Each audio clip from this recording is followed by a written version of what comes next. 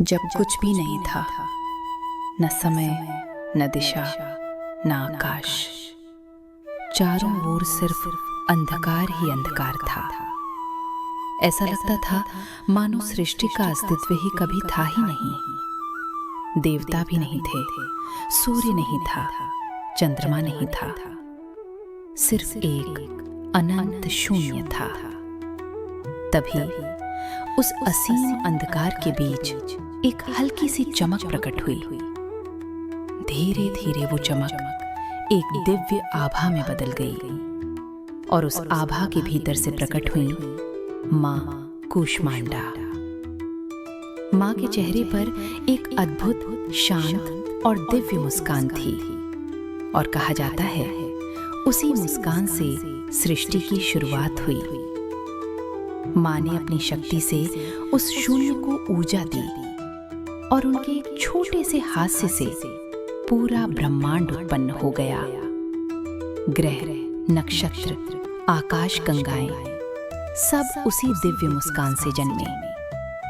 इसीलिए माँ को कहा जाता है कूष्मांडा, यानी कुम्हारे जैसे ब्रह्मांड को रचने वाली। माँ कूष्मांडा का स्वरूप अत्यंत तेजस्वी और अद्भुत है।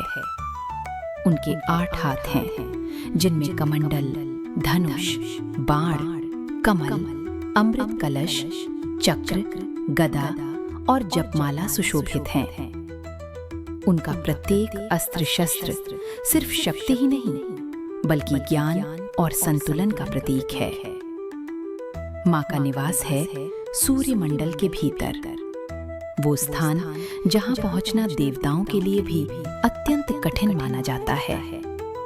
इतना ही नहीं, कहा जाता है कि सूर्य का प्रकाश भी माँ कूष्मांडा के तेज से ही उत्पन्न होता है। एक बार देवता अत्यंत परेशान हो गए। अंधकार और नकारात्मक शक्तियां पूरी सृष्टि को अपनी गिरफ्त में लेने लगी। तब सभी देवता माँ कूष्मांडा की शरण में पहुंचे। उन्होंने हाथ जोड़कर प्रार्थना की, हे माँ, हमें इस अंधकार से मुक्त कीजिए।